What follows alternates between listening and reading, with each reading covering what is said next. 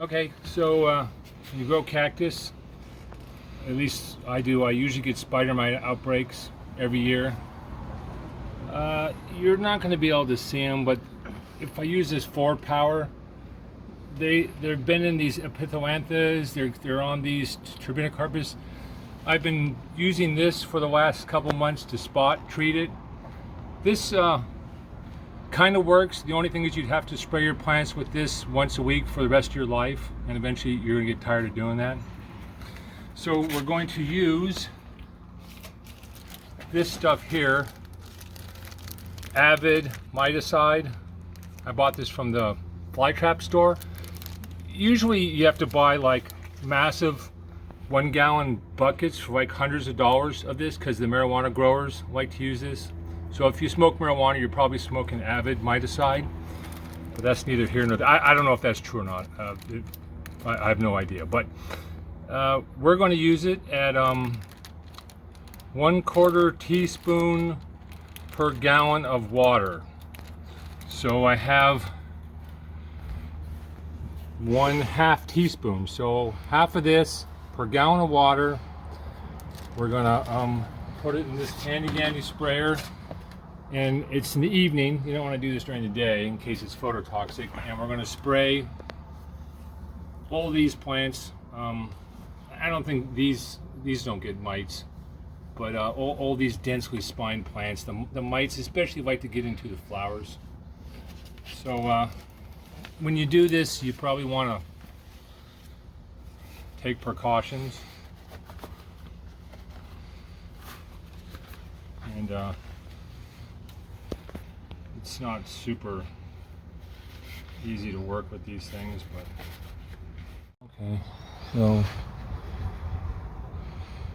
1/4 teaspoon per gallon of water. Okay, I haven't never used this before, so I've used this other stuff. It works pretty good, but it's good to rotate.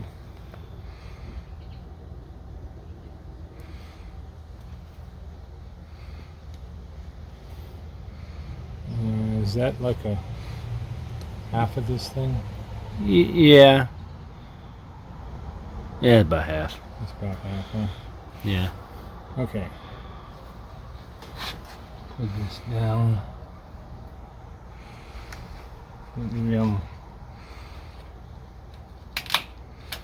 I use distilled water just because I don't want hard water to affect the pesticide. I read somewhere that perhaps hard water makes pesticide less effective.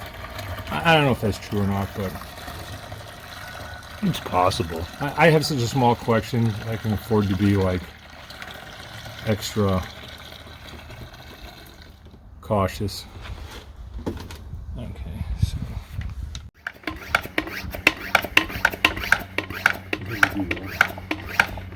fun part of growing plants. And as you can see, he's wearing a mask. He's got protection. Yeah, don't breathe this stuff in. Just as an extra precaution.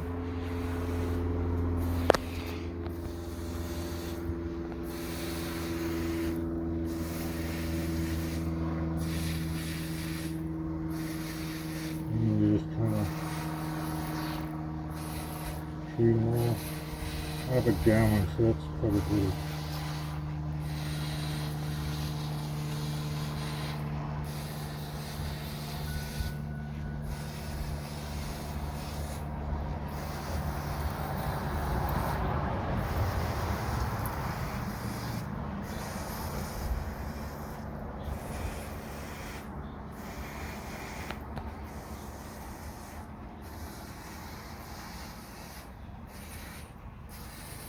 mostly at the top of the plant. Yeah, so this should probably work more as like a topical, kill the, because they're mites. Yeah, So they're not insects or spiders, so this is a little bit different kind of a spray, I guess. yeah, that's why you just hit them at the top, and you don't need to like soak them in it because it's not in their roots. No. It's right on top of the plant. Yeah, I don't even know. I saw them in. Originally, I saw them in just one of these, but then they spread to another one, and then just today, they're spreading into summer. So And you figure for every one you see, there's probably at least a bunch more you don't see. yeah. Better safe than sorry. Okay, did I get all these? So we got plenty of the insecticide spray, so we're just gonna spray. All of them. Yep, everything, the adjacent benches. Might as well.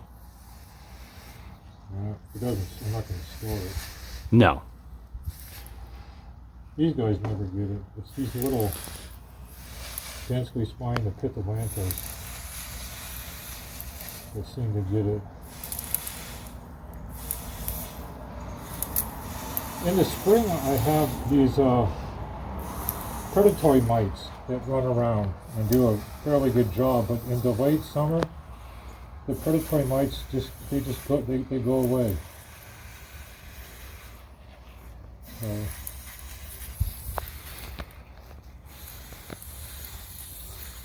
But you'll notice that, you know, I'm fully clothed when I do this, and there's no wind. Yeah, don't be spraying pesticides around when there's wind, because you're just gonna get it everywhere. I don't know if these guys ever did it. And I looked it up. It says prolonged exposure can lead to allergic reactions, Yeah, we don't want that. which, you know, is not good. So, but that's prolonged exposure, and probably if you're soaking your fingers in it. So, I just don't want any exposure. yeah, it's probably a good idea. A long time ago, I used I think they were organophosphites, like malathion and Saigon. Oh, That stuff really stunk. It didn't work very good. So, yeah.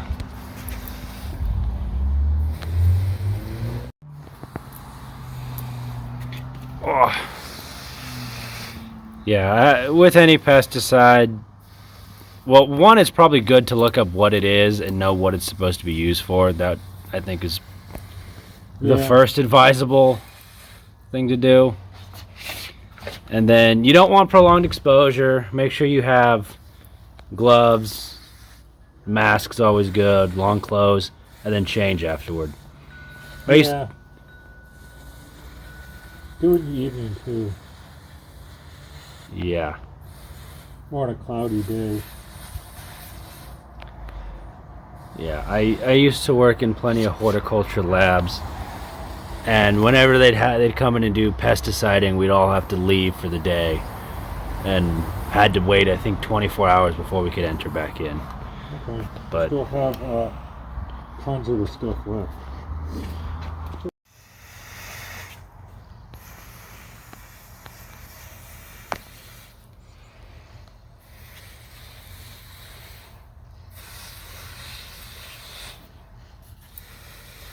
These ones for sure get smelled.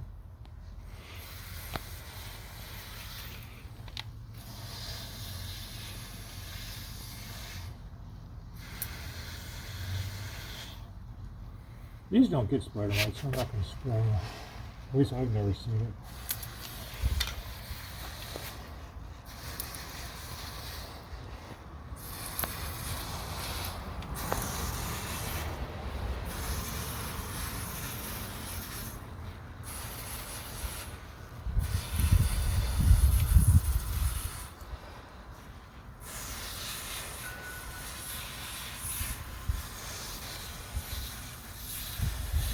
and I guess the only other cautionary thing with any sort of topical pesticide, which seems very obvious, but keep out of reach of children Yeah. or like your pets. Or if I mean, ours are in benches, so there probably shouldn't be any animals in here anyway. But if you're doing this, like, I don't know, they're outside, just, you know, keep that in mind for like birds or lizards or anything else that might be like on the plants or eating them or something, because they're not going to be too happy ingesting the stuff. They'll probably get spider mites.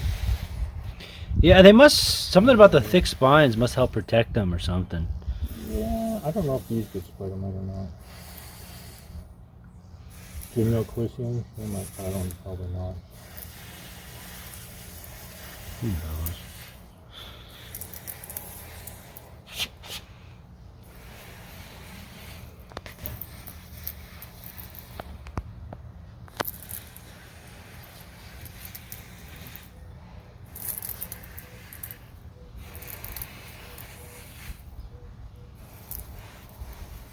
Do these get spider mite? I don't know.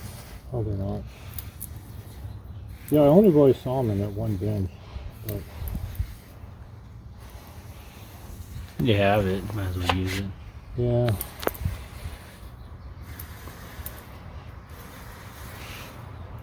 Because I don't know how long this stuff is good for once it's in solution. Probably not very long. And you probably, I mean, you don't want to be storing this stuff. Like, it just seems Nope. like, I don't know why you would, unless you had, like...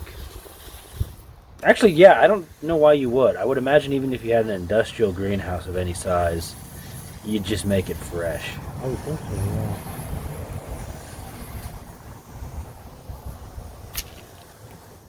This is it. I think this is the last bench. Should be. Yeah, Yeah. No.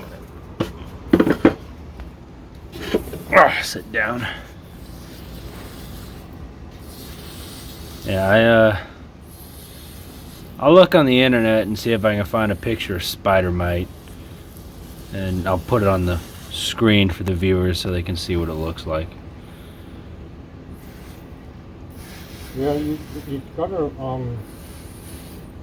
differentiate between the friendly or the predatory mites, which are useful. They run around quickly, and the spider mites that eat your cactus, they don't move. And they also have flat mites. They have all kinds of different mites. I don't think flat mites in webs.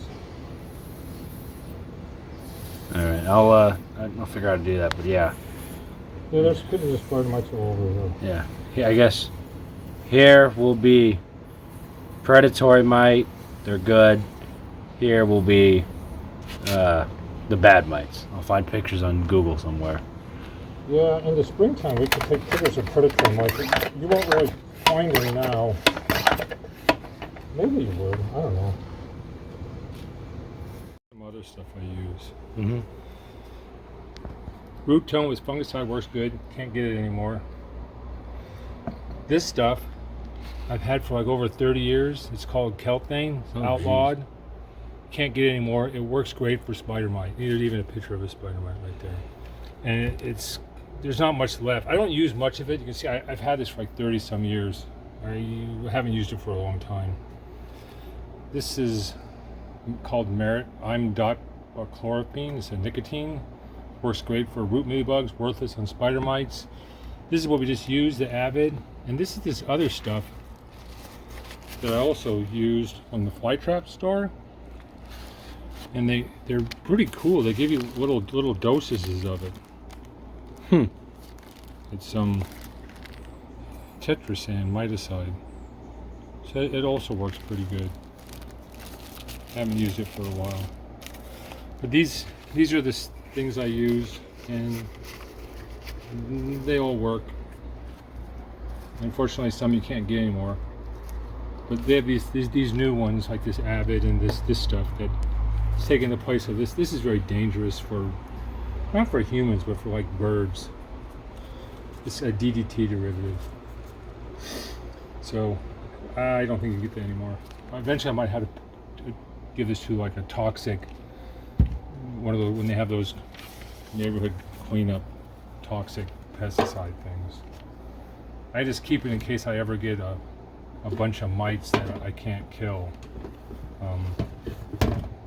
And then you get these little spoons to help you measure stuff. They're handy. Half teaspoon. What's this thing here? That's a Baskin-Robbins tasting spoon. Yeah, so I don't know what it is. This is useful though. Soft-bodied cactus, they blow in the wind. It's not like mealybug where usually you get it by buying it from an infected plant from a nursery and it brings into your collection. That's a very common way to get mealybug. And then if the mealybug gets in your yard, or then it's really hard to eradicate. But spider mite, they just blow it on the wind. You can't really do much about it except for treat it. Keep an eye on it and treat it. I usually end up treating it once a year about this time, September. That's about the time when the predatory mites go away, and I guess they're spider mites, twin spotted Pacific spider mites, possibly flat mites, whatever, they show up. So I treat them, and hopefully just once a year I have to do this. Okay. Any closing words about spider mites? Yeah, they can really wreck your cactus collection. Certain cactus, they'll destroy the epidermis, and it doesn't recover. Oh look, this stuff doesn't seem to be effective against ants. It just makes them mad.